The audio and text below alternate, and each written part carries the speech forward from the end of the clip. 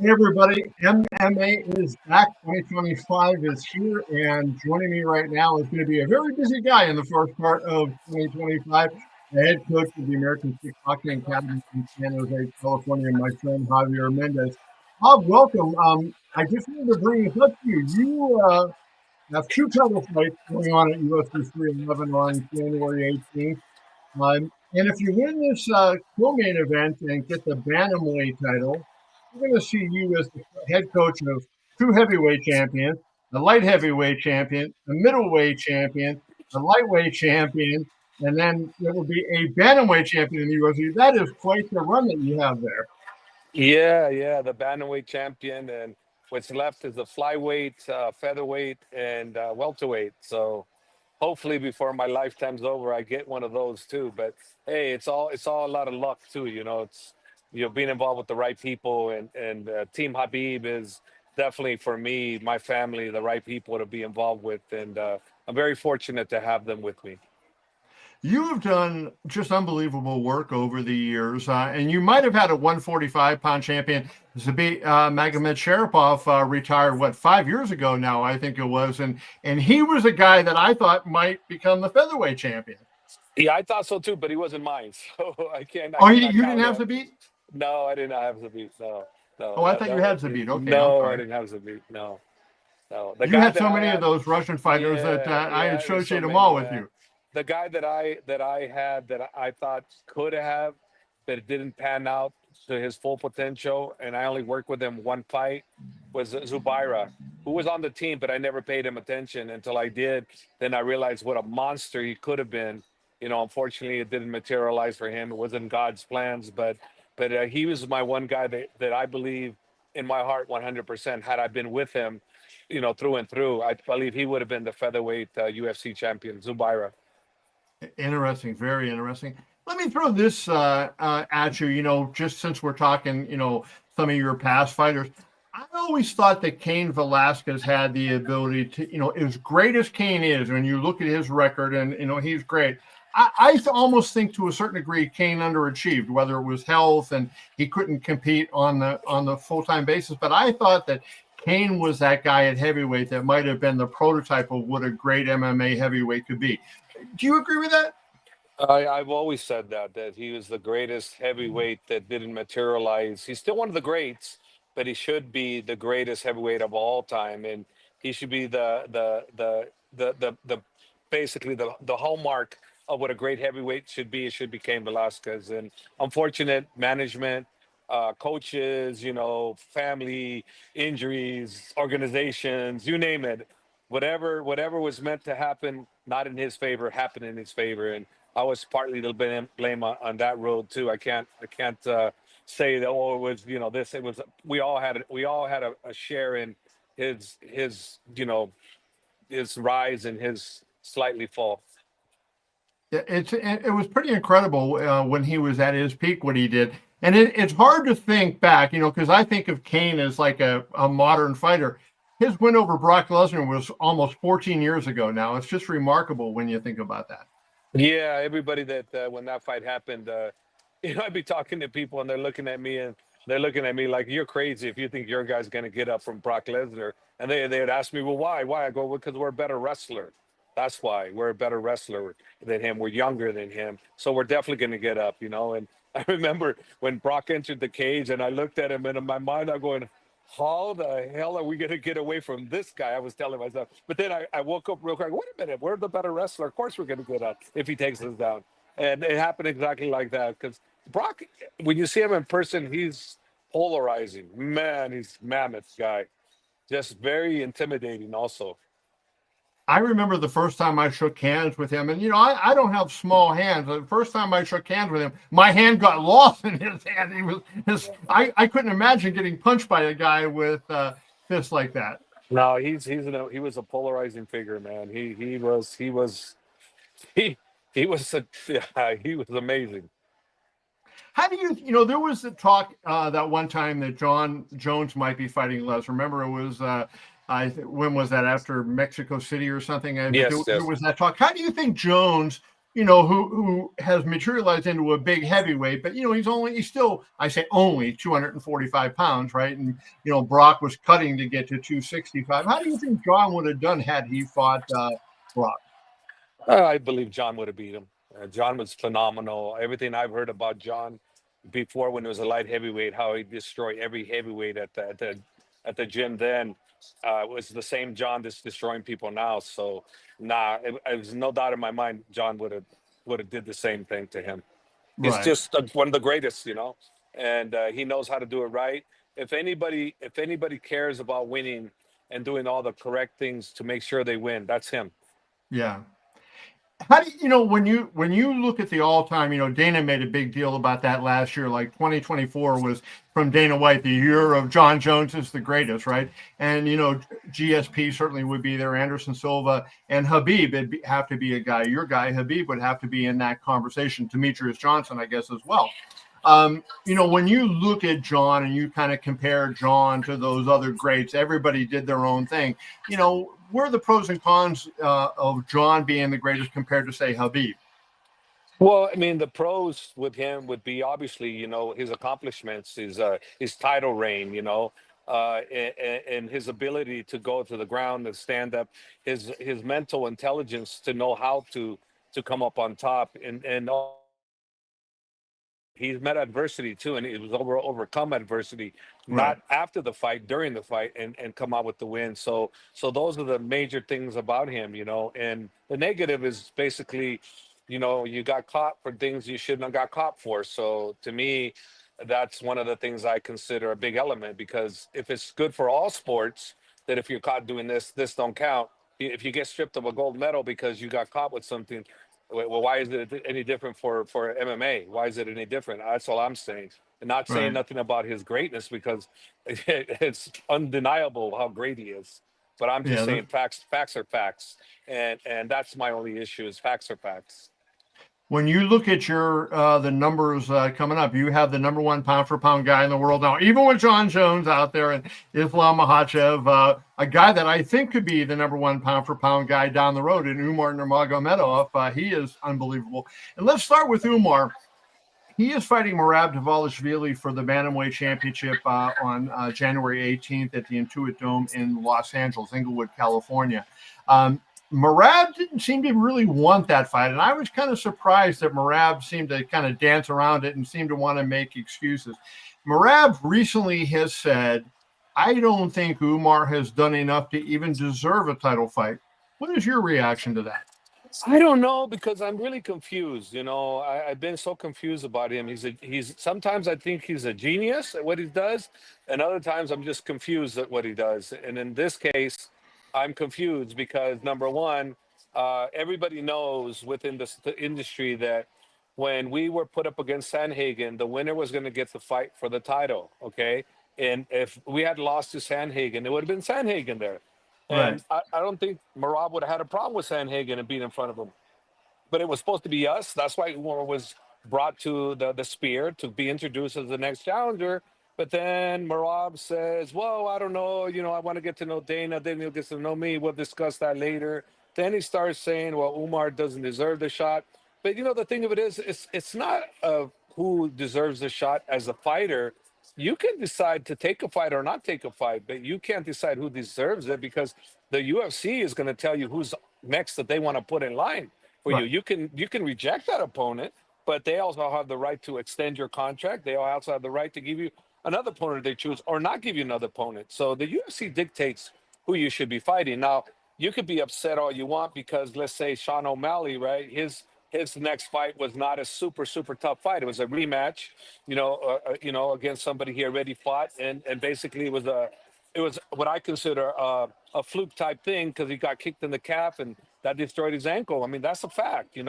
But for no other reason was Cheeto actually ever going to win that fight, in my opinion. And Cheeto's a good fighter, but And that was Chito O'Malley was Vera at another UFC level. Yeah, 299. yeah. So to me, maybe Marab's getting upset about that, because why do I have to get such super tough fight and he didn't? It's just the way the cards play out. And also too, you got to understand this. He said I had to wait this and that this long for a fight, but you got to remember his teammate was the champ. while he was a top contender. So, Right.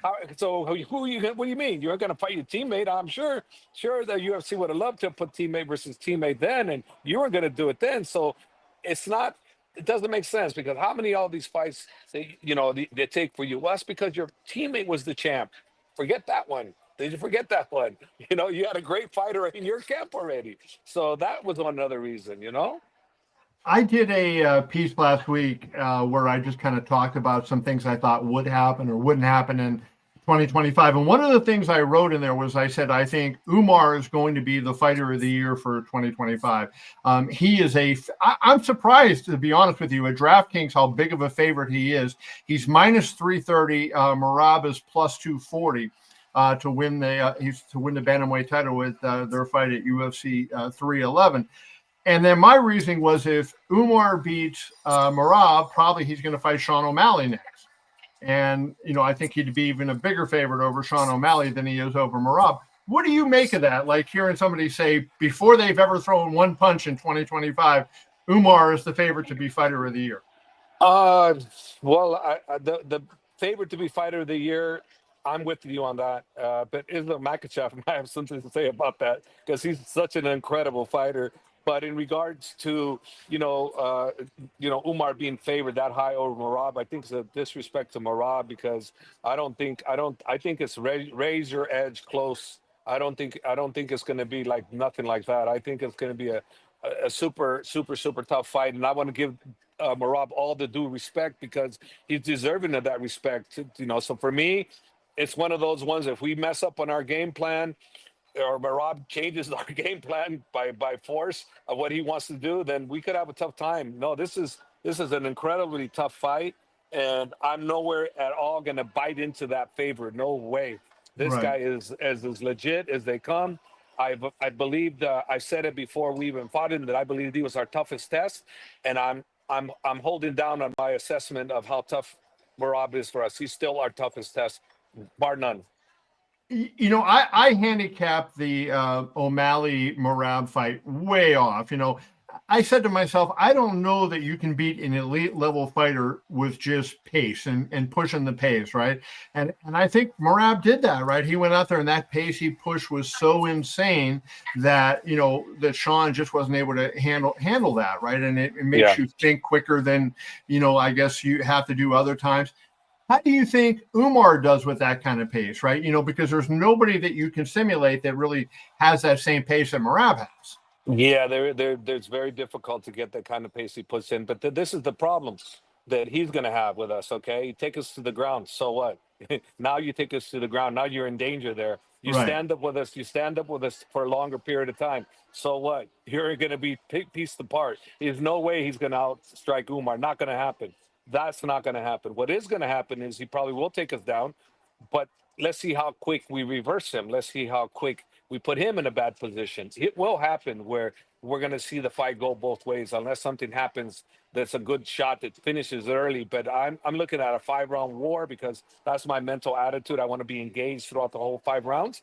But I look at Merab as an incredible challenge, and I'm going to keep it that way because once I lose shortness of how great of a fighter he is, that could go bad on me because my mind will miss a beat and I might miss something that I need to catch to be able to tell Umar, hey, you need to change this, you need to change that, or we need to keep improving on this. So it's very important that I stay on my A game with this guy because he's as dangerous as they've ever come for us. This is the most intelligent fighter, in my opinion, because of the pace he's going to put, and it's going to be the most difficult fight for us. Now, if we make it look easy, somehow it's because we were prepared for what was coming. Not that Sandhagen is a similar fighter to Merab, but Sandhagen to me is a really well-rounded fighter. And I thought as that fight went on, Umar really got better and better. It seemed like he kind of figured out what Corey wanted to do, and he was more dominant as the fight went on. Do you anticipate the same thing to happen against Merab as he kind of learns what Merab is all about and what he's good at and what he's not good at, that it'll get easier for him as the fight extends?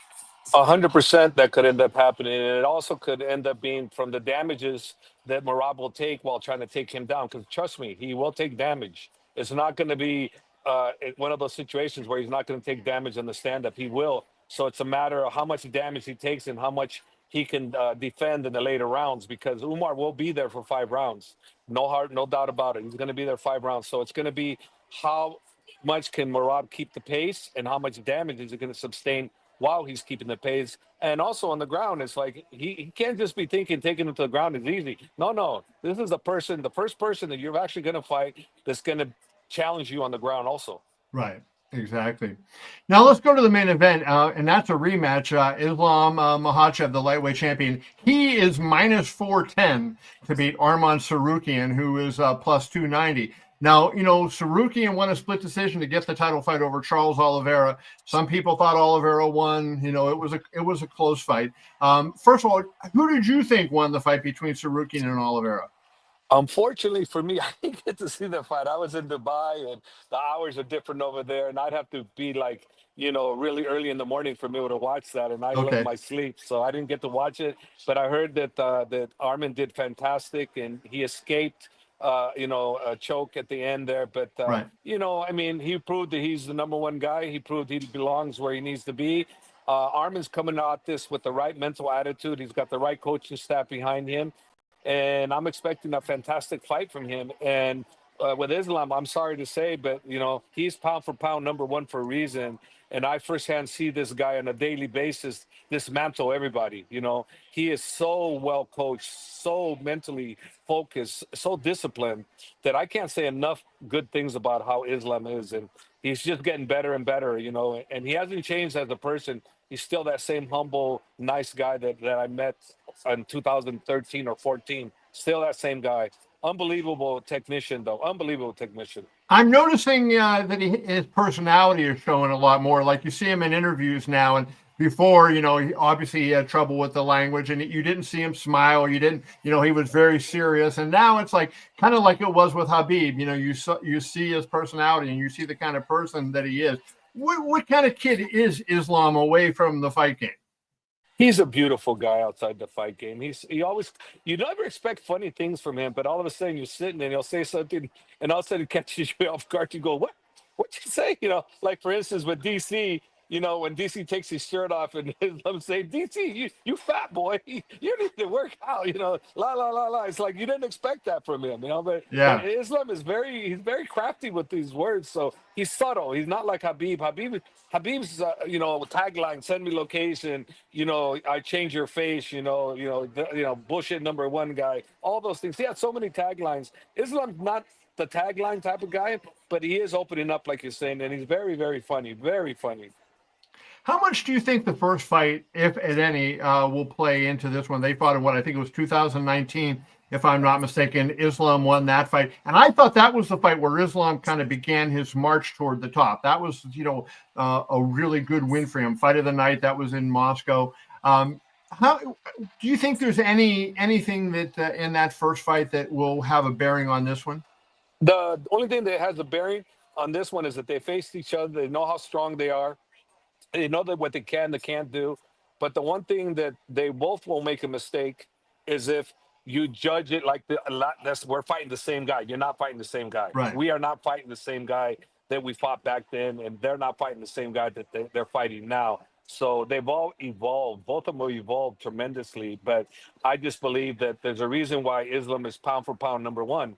And like I said, I see it in the gym day in, day out. He is number one for a reason. And, come January 18th, he's going to show everybody why he is still pound for pound number one. He's just that good. I wonder if is he at peak MMA right now, or does he have room to still grow? He is definitely having room to still grow. He's not at peak. He is not at peak. He still has room to grow. But now it's the real intelligent, little tiny adjustments that make a huge difference. It's like anything, when you're at the highest level, you can still improve, but you can't improve tremendously, just a little bit. And that little bit makes the biggest difference. Like, I'll give you an example. I remember I used to have DC and Cain Velasquez do wrestling on Saturdays, to just have both of them do wrestling with each other. So I'd be there watching them, and I'd see DC get Cain just that much off. And before you know it, Cain's flying in the air, just that much. So I understand the difference between this much and this much. Well, at the level Islam's at, this much improvement can be made, and he will make those adjustments, and he's just going to get better. Well, I can't wait to see it. He is a great fighter. We're going to look at him maybe down the road as going to be a 2-belt champion. He's going to give that a shot, I am sure, at some point down the road. Javier, I took enough of your time, brother. I appreciate you. Thank you so much, and I will see you in Los Angeles for UFC 311. Thank you, Kevin. Thanks for having me on. Always a pleasure to speaking with you. Appreciate you, my friend. Okay, thank you.